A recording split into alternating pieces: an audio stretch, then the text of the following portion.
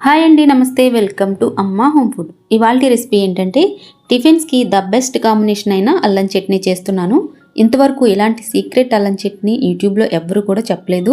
Hotel కన్నా కూడా చాలా బాగుంటుంది. ఇందులో సీక్రెట్ ఏంటంటే ఎటువంటి పప్పులు కూడా వాడము. ఇంకా చేసే విధానం కూడా డిఫరెంట్గా ఉంటుంది. స్కిప్ చేయకుండా చూడండి, మంచి మంచి టిప్స్ ఉంటాయి.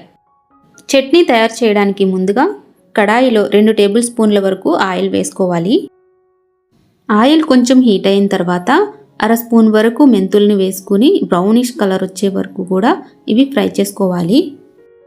మెంతులు ఇలా కలర్ వచ్చిన తర్వాత 4 టేబుల్ స్పూన్ల వరకు ధనియాలను వేసుకోవాలి. ఇవి వేసుకున్నాక కొంచెం ఫ్రై అవ్వనివ్వాలి. ఇవి బ్రౌనిష్ కలర్లోకి వచ్చే వరకు ఫ్రై చేసుకోవాలి. ఈ అల్లం చట్నీకి ధనియాల ఫ్లేవరు అలాగే అల్లం ఫ్లేవర్ ఎక్కువగా ఉంటుందండి. ఎటువంటి పప్పులు వాడడం కాబట్టి కొంచెం ధనియాలను ఎక్కువగానే యాడ్ చేసుకోవాలి.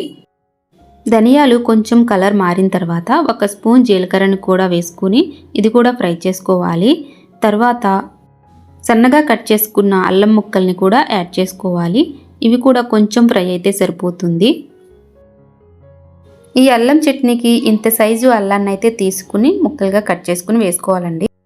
తర్వాత 6 ఎండుమిర్చిని చిన్న ముక్కలుగా కట్ చేసుకుని వేసుకోవాలి. ఇవి కూడా దోరగా ఫ్రై చేసుకోవాలి.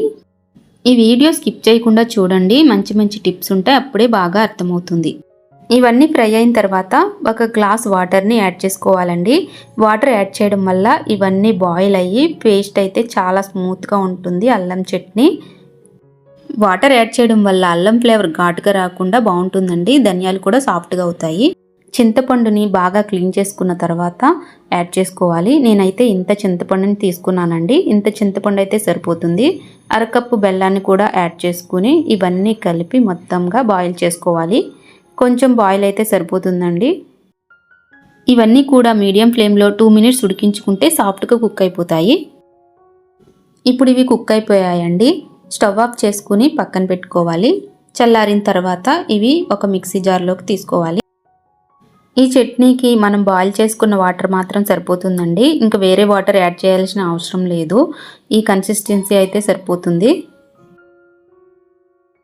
తర్వాత మీకు సరిపడే సాల్ట్ని వేసుకుని మెత్తగా పేస్ట్లా గ్రైండ్ చేసుకోవాలి. స్మూత్గా గ్రైండ్ చేసుకుంటే బాగుంటుందండి. ఇలా స్మూత్గా గ్రైండ్ చేసుకోవాలి. నేను తీసుకున్న క్వాంటిటీకి 1 గ్లాస్ వాటర్ సరిపోతుందండి. మీరు చేసుకునే దాన్ని బట్టి తీసుకోండి. తర్వాత ఈ చట్నీని వేరొక బౌల్లోకి తీసుకుందాం.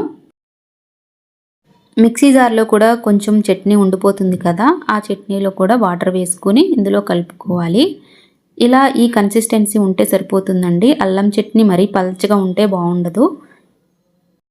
ఫస్ట్ టైం ఎవరైనా ఛానల్ని చూస్తుంటే సబ్స్క్రైబ్ చేసుకోండి. అలాగే కొంచెం లైక్ కూడా ఇవ్వండి.